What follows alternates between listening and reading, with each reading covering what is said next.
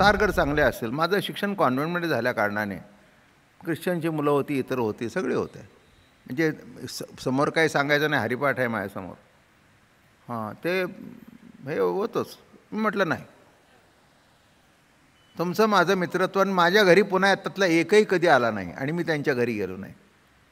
शाळेतलं मित्रत्व तिथलं खेळण्यापुरतं, क्रिकेट पुरतं, अमक्या पुरतं, एवढंच मित्रत्व. याच्यापेक्षा पुढचं मित्रत्व जास्ती नाही. आमचं वैष्णव वारकऱ्याचं घर आहे. तू सिगरेट ओढायचं, अख्खं पाकिट ओढ, नको ते खायचं, हां तुमच्यात चालतं खा ना, पण आम्ही वारकरी आहोत बरं का, आमच्यात हे चालत नाही. इतक्या निष्ठेने जर ते व्रत स्वीकारलं तर ते शेवटच्या श्वासापर्यंत टिकतं. कशाकरता सांगितलं? हां, नीट लक्षात घ्या. म्हणून महाराज या ठिकाणी म्हणतात की सत्वगुण, रजगुण, तमोगुण, आळशी, बेदरकार, कशाचीही काही पर्वा नाही, कोणी काही म्हटलं तरी त्याच्याबद्दल काही नाही, निर्लज्ज. हां, निर्लज्ज, काही म्हटलं तरी काही नाही. हां, काही जरा बेवड्या म्हणा, हां म्हण. हे तुम्हाला मागे सांगितलं होतं ना, मी पिंपरी चिंचवडला गेलो होतो, सगळे त्यांची सभा होती, अल्कोहोलिक अनॉनमस.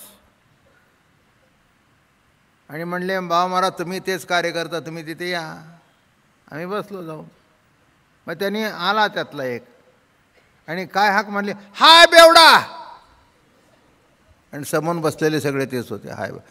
सगळ्यांनी म्हणले हाय बेवडा. म्हटलं मला म्हणला का?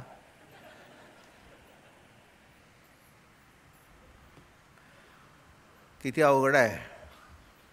त्या सभेचा वृत्तांत सांगू का? म्हणजे तुम्हाला कळेल तामसी वृत्ती काय आहे ती. अवघड आहे ती. बघा, सभा झाली, माझं बोलणं झालं, सगळं बोलणं बिलणं झालं माझं, आणि मी खाली उतरलो. खाली उतरल्याबरोबर महिला आल्या, सगळ्या त्या टाटा बिटामध्ये काम करायला उच्च शिक्षित मंडळी सगळी ती महिला माझ्याजवळ आल्या. मला म्हणाले बाबा महाराज.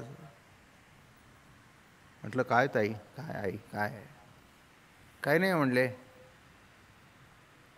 कारण का सभेमध्ये मी काय म्हटलं होतं, पुरुषांच्याकडे बघून म्हटलं होतं, म्हणजे माझा वेडपटपणा ठरला होता की अरे तुमच्या बायका पोरांची तरी लाज बाळगा, किती तामसी वृत्ती वाढली आहे तुमची. त्या महिला बघा मातोश्री आल्यात तुमच्याबरोबर, त्यांचं जीवन तुमच्यामुळे बर्बाद होतं आहे. एक म्हणला नाही नाही, म्हटलं नंतर ऐकतो तुझं बोलणं. मग त्या महिला आल्या, क्षमा करा म्हणाले महाराज, आम्ही भरपूर पितो. It's a fact. अजून मला ते महिला मंडळी दिसत आहेत, सगळ्या सुशिक्षित होत्या, चांगल्या होत्या. मला म्हणाले बाबा, आणि रडायला लागल्या होत्या. म्हटलं बरं झालं ना, झालं मागचं घेतलं गेलं ते सोडून द्या. आज संकल्प करा की इथून पुढे आम्ही तसं करणार नाही. पांडुरंग क्षमा करेल तुम्हाला. दुसरं काय सांगणार मी, दुसरं काय सांगू मी. नीट लक्षात घ्या. म्हणजे आज कसं वारं वाहतं आहे. किंबहुना तामसी गुणसुद्धा अवगुण राहिलेला नाही. किंबहुना ते तुम्ही करत नसाल तर यू आर बॅकवर्ड क्लास. म्हणून सध्या समाजामध्ये BC पुष्कळ वाढले. आणि आमच्यासारखे आम्ही BCच आहोत ना. काय अशोकराव, तुम्ही घेत नाही म्हणजे कोण? तुम्ही घेत नाही. आयुष्य फुकट गेलं काय माहीत. तुम्ही घेता की नाही कधी थोडं तेवढं तरी. आयुष्य गेलं फुकट. काय म्हणून खात नाहीत, पित नाहीत, ते BC बॅकवर्ड क्लास. मी म्हटलं आम्हाला त्याच क्लासमध्ये बरं वाटतं, त्या क्लासमध्ये आहोत म्हणून पांडुरंगाचं स्मरण होतं. ज्या क्लासमध्ये गेल्यावर स्वतः जिवंत आहे काय मेला याचंही स्मरण होत नाही, तिथे पांडुरंगाचं स्मरण कुठे व्हावं. काय म्हटलं मी, रजवून कळला कसं आहे. धर्मशाळा बांधेल आमका नाही, त्याच्याबद्दल काही प्रश्न नाही. काय सगळं कळेल चांगल्या गोष्टी, पण त्याच्यामध्ये हे अहंकार जास्ती आहे. काय म्हणून इथे काय म्हणतात बघा, रजगुण तो मध्यम, सत्वगुण हा भाग निराळा झाला, अत्यंत चांगलं. पण त्या चांगल्याचा सुद्धा जास्ती चांगलं झालं तर त्रास झाल्याशिवाय राहत नाही, बरं का. रजोगुण सुद्धा तसंच आहे, वाजवीपेक्षा जास्ती जर करायला गेला तर त्याचा सुद्धा अहंकार होतोच. बघा तुम्ही, मला वाटतं तुमच्या पेटीमध्ये गुपचूप दाम टाकत असेल ते खरे जाते आहेत. आमच्या नावाचं बोर्ड लावा, मग आम्ही तुम्हाला 50 लाख रुपये देतो. म्हणजे तुझ्या नावाच्या बोर्डाची किंमत तेवढी आहे. ते काय गणपती बाप्पाला दान दिलं नाहीस, ते काय पांडुरंगाला दान दिलं नाहीस, तुझ्या नावाची किंमत घेतलीस तू. माझं म्हणणं कळलं का? काय काय झाला हा रजोगुण. दान दिलं नाही असं नाही, आपल्याला 5 रुपये सुद्धा देता येत नाहीत आणि हा 50 लाख काढून देतोय. त्या अर्थी मनुष्य श्रेष्ठ आहे. पण माझं तिथे असू द्या, माझं नाव पुकारा. काय हा नावाचं फारच बंड आहे. हे राजकारणाची जेव्हा मीटिंग असते की नाही किंवा सभा असते, तेव्हा त्या मंत्र्याच्या तर तो म्हणतो ते नावं द्या कोणाकोणाची घ्यायची. ते नावं वाचण्यातच 10 मिनटं जातात आणि हे घरी जाऊन बायकोला सांगतं, साहेबांनी माझं नाव घेतलं. त्याचं एकदा नाव घेतल्यावर आयुष्यभर पळत राहतं त्याच्या मागे. त्यापेक्षा ज्याचं घ्यायचं त्याचं घ्या ना. जो तुमच्या मागे पळतोय त्याचं घ्या ना, त्याचं घ्या ना. कशाकरता सांगितलं? रजोगुण हा असा आहे, असा आहे, तो सुद्धा अहंकार दिल्याशिवाय राहत नाही. तमगुणाबद्दल बोलायचा प्रश्नच नाही आहे. काय म्हटलं मी?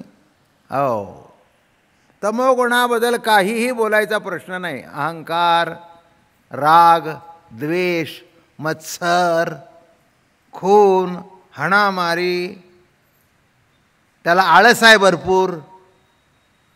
तामसी माणूस लवकर उठणार नाही. मी तुम्हाला सांगू का, तामसी माणसांचा दिवस संध्याकाळी 7:30-8च्या पुढे सुरू होतो.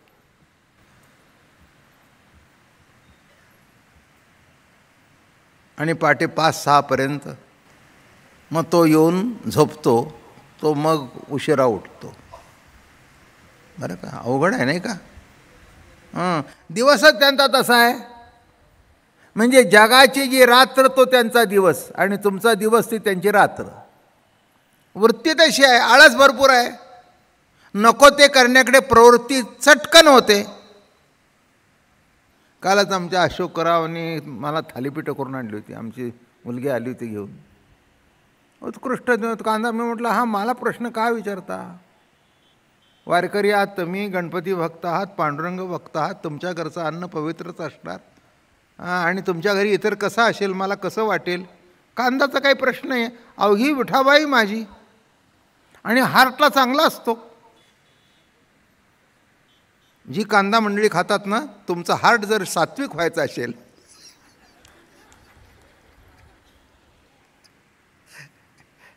गुरुजी माझ्याकडे बघतायत बरं का तिथे बसून.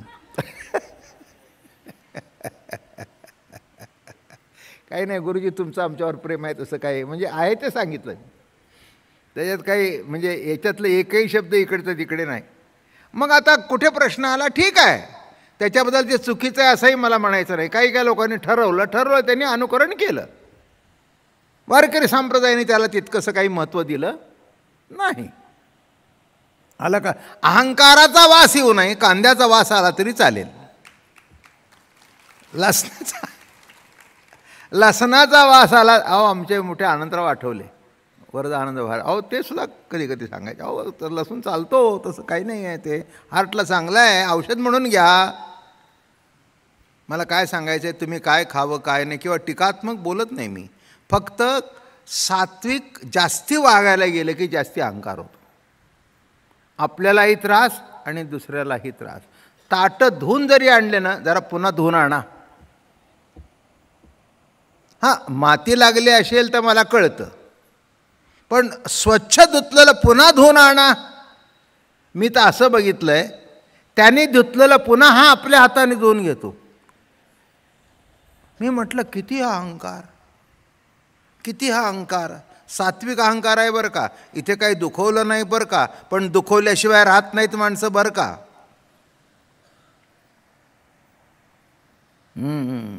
म्हणून सत्वगुण सुद्धा वाजवीपेक्षा जास्ती झाला तर तो त्रास देतो. जरा व्यवहार सांगू का, अत्यंत चांगलेपणाने वागायला गेलात ना तर तोही तुम्हाला त्रास होतो.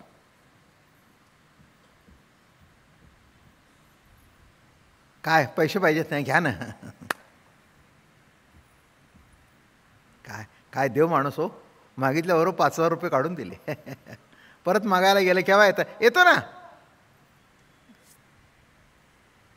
काय वाजवीपेक्षा जास्ती सात्विक वागला तर त्या सत्वगुण तुम्हाला त्रास दिल्याशिवाय राहणार नाही. म्हणून आपण सुरुवात कुठून केली आहे, सत्वगुण. रजगुण काय करतो, आता हे व्यापारी अमके तमके आहेत बरं का, सतत कसं काय मोठा प्रॉफिट कसा होईल, काय कसं होईल, काय कसं होईल, धंदा कसा चालेल, मग त्याच्यातून दान धर्म कसं करेल. अन्नदान वगैरे करणं हे काही सात्विकपणामध्ये मोडत नाही, ते सुद्धा रजगुणात मोडतं. पैठणसारख्या गावामधले काय म्हणतायत, भक्तिप्रेमाविण ज्ञान नको देवा, अभिमान नित्य नवा तया माझी, प्रेम सुख देई, प्रेम सुख देई, प्रेम सुख देई पांडुरंगा. पुढचं कसं लिहिलंय बघा नाथाने, क्षमा करा मला. रांडवीने येवी शृंगारुपै केला, आणि प्रेमे विणे झाला ज्ञानी तैसा. एका जनार्दनी प्रेम अति गोड, पण अनुभवी सुरवाड जाणतील.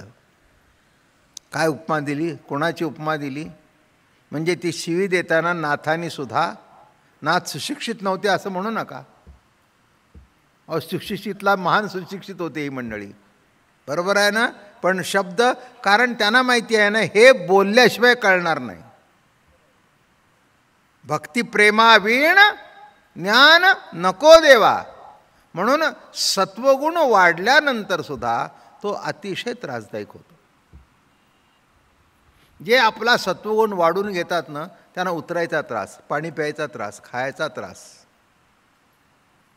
16 ओळं अति पाळतात ना, काही काही आहेत माठात मंडळी, काही त्याच्याबद्दल काही म्हणजे त्यांनी काय करावं त्यांचा प्रश्न आहे, पण त्रास कसा होतो ते सांगतोय. बाकी त्याच्याबद्दल ते करतात ते बरोबरच आहे. माझं म्हणणं कळलं का, त्याच्याबद्दल मला चर्चा करायची नाही. आमची जेवणाची व्यवस्था काय, कोण जेवण करतंय, झालं का.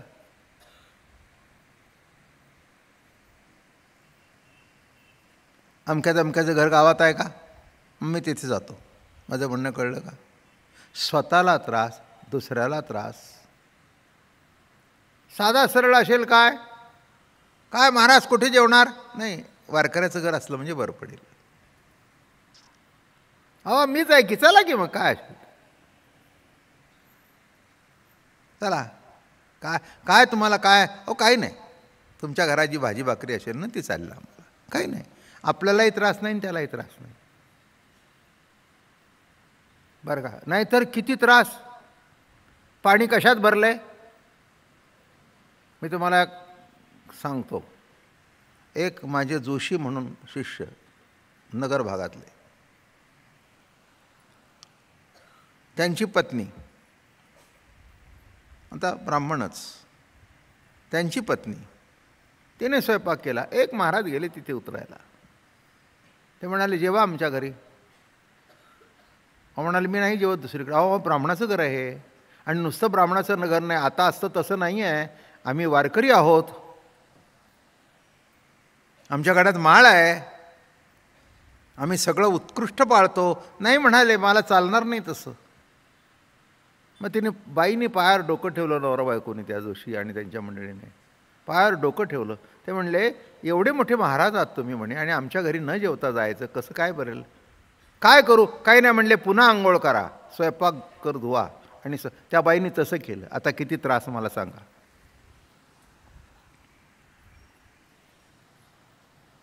त्यापैकी ती बाई गेली, ती व्यक्ती आहे अजून, वारीला येतात आता, थकले. कशा करता सांगितलं, हा एवढा त्रास स्वतः करायचा आणि दुसऱ्यालाही करून घ्यायचा. ते स्वयंपाक करून आंघोळ करून जेवायचं ताट 12 वाजता रात्री आलं.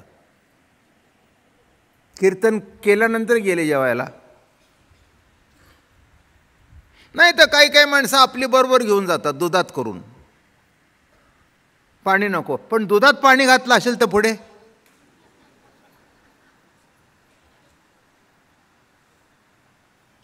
नाही,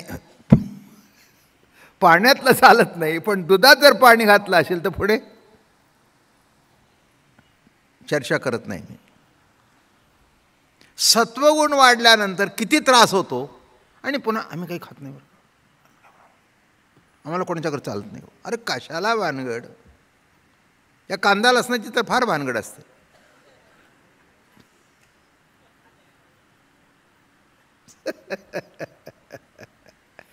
काय एंट्री का?